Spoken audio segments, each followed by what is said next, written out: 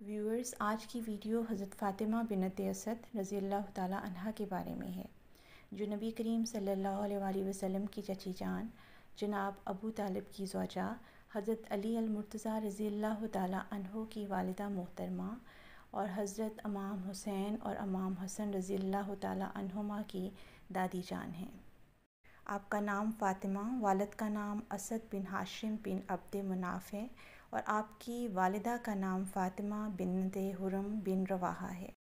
آپ حضور اکرم صلی اللہ علیہ وآلہ وسلم کے دادا جان جناب عبد المطلب کی بھتیجی تھیں۔ حضرت فاطمہ بنت اسد جس دور میں پیدا ہوئیں تب عرب میں جہالت کا دورہ تھا۔ معاشرہ اخلاقی طور پر زوال و انحطاط کا شکار تھا، جنگ و جدل کا زمانہ تھا، مختلف قسم کی جاہلانہ رسومات زندگی کو بدتر بنائے ہوئے تھیں۔ اہل قریش اپنے آپ کو دین ابراہیمی کا علمبردار سمجھتے اور دوسروں سے افضل و اعلیٰ خیال کرتے، اور اسی احساس برتری کی وجہ سے ان میں غرور و تکبر پیدا ہو گیا تھا، اور معاشرے کی دوسری برائیاں بھی ان کو جکڑے ہوئے تھیں۔ یہ وہ زمانہ تھا جب اپنی نوزائیدہ بچیوں کو زندہ دفن کر دینا بھی فخر کی بات سمجھی جاتی تھی۔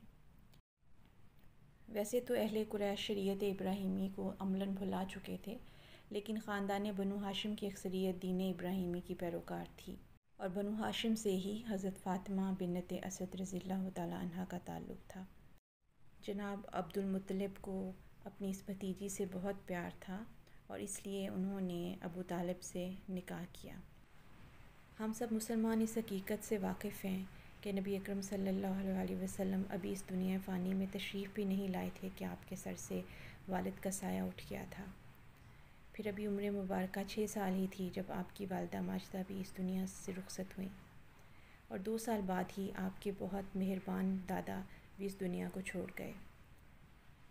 ایسے میں حضرت ابو طالب آگے بڑھے اور اپنے یتیم بھتیجے کے سر پر دست شفقت رکھا، اور حضرت فاطمہ بنت اسد زوجہ حضرت ابو طالب ہونے کے ناطے آپ کو اپنی گود میں لے کے اپنے بچوں کی طرح پرورش کرنے لگیں۔ جناب ابو طالب اپنے والد جناب عبد المطلب کی وفات کے بعد قبیلے کی سرداری، خاندان کی کفالت اور خانہ کعبہ کے متولی ہونے کی ذمہ داریاں نبھانے لگے۔ معاشی طور پر وہ زیادہ مضبوط نہیں تھے، ان کے اپنے بھی 7 بچے تھے، اور اس کے ساتھ حضور اکرم صلی اللہ علیہ وآلہ وسلم کی پرورش کی ذمہ داری بھی ان پر آن پڑی تھی۔ تو ایسے میں حضرت فاطمہ بنت اسد نے ان کا ساتھ دیا۔ انہوں نے گھر میں کمی ہونے کے باوجود بہتر خوراک حضور اکرم صلی اللہ علیہ وسلم کو دی اور بہتر پوشاک آپ صلی اللہ علیہ وسلم کو پہنائی۔ اپنے والدین کا حضور اکرم صلی اللہ علیہ وآلہ وسلم سے اتنا محبت بھرا سلوک دیکھتے ہوئے ان کے تمام بچے بھی حضور اکرم صلی اللہ علیہ وسلم سے بہت پیار کرتے تھے۔ جب رسول کریم صلی اللہ علیہ وآلہ وسلم نے نبوت کا اعلان فرمایا تو اہل مکہ جو آپ کو صادق اور امین کہتے تھے اور آپ سے محبت کرتے تھے، وہ آپ کے دشمن ہو گئے۔ اس انتہائی کٹھن دور میں جناب ابو طالب نے آپ کا بہت ساتھ دیا، اور ان کے ساتھ حضرت فاطمہ ہی تھیں جو آپ کی تسلی اور تشفی کا باعث بنی۔ حضرت فاطمہ بنت اسد نے اپنے بچوں حضرت جعفر رضی اللہ تعالیٰ عنہ اور حضرت علی رضی اللہ تعالیٰ عنہ کے ساتھ اسلام قبول کیا۔ نبوت کے 7ویں سال اہل مکہ نے بنو ہاشم سے بائیکاٹ کا اعلان کر دیا۔ شیب ابی طالب میں 3 سال تک بنو ہاشم مقید رہے، اور ایسے میں حضرت فاطمہ بنت اسد نے پورا ساتھ دیا۔ انہوں نے اس کٹھن دور میں رسول اکرم صلی اللہ علیہ وآلہ وسلم کو ماں کی محبت کی کمی محسوس نہ ہونے دی۔ 14 نبوی سن 622 عیسوی میں مسلمانوں نے مدینہ منورہ کی طرف ہجرت کی۔ ان ہجرت کرنے والوں میں حضرت فاطمہ بنت اسد بھی تھیں۔ ان کے دل میں اپنے چھوٹے بیٹے حضرت علی المرتضیٰ رضی اللہ تعالیٰ عنہ کی شادی کا ارمان تھا، اور خواہش تھی کہ حضرت فاطمۃ الزہرا رضی اللہ تعالیٰ عنہا ان کے بیٹے کی دلہن بنے۔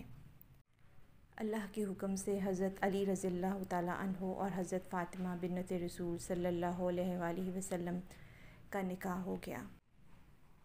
4 ہجری سن 626 عیسوی یا بعض روایات میں 5 ہجری سن 627 عیسوی میں نبی کریم صلی اللہ علیہ وسلم کی یہ جلیل القدر چچی وصال پا گئیں۔ رسول کریم صلی اللہ علیہ وآلہ وسلم نے حضرت ابو ایوب انصاری اور دیگر صحابہ کو جنت البقیع میں قبر کھودنے پر مامور فرمایا۔ پھر آپ نے لحد اپنے ہاتھوں سے تیار کی اور قبر میں لیٹ کر معائنہ فرمایا۔ آپ نے اپنی چچی کے کفن کے لیے اپنی قمیض دی۔ صحابہ کرام نے جب اتنے التفات اور محبت کی وجہ پوچھی تو آپ نے فرمایا، ابو طالب کے بعد ان سے زیادہ میرے ساتھ حسن سلوک کسی نے نہیں کیا۔ ایک روایت میں ہے کہ آپ صلی اللہ علیہ وآلہ وسلم نے فرمایا، میری ماں کے انتقال کے بعد انہوں نے حقیقی ماں کی طرح میری پرورش کی، بچپن سے جوانی تک میرے ساتھ شفقت، محبت اور پیار کا تعلق رکھا۔ یتیم بچے کے ساتھ حسن سلوک دنیا بھر کی خواتین کے لیے مشعل راہ ہے۔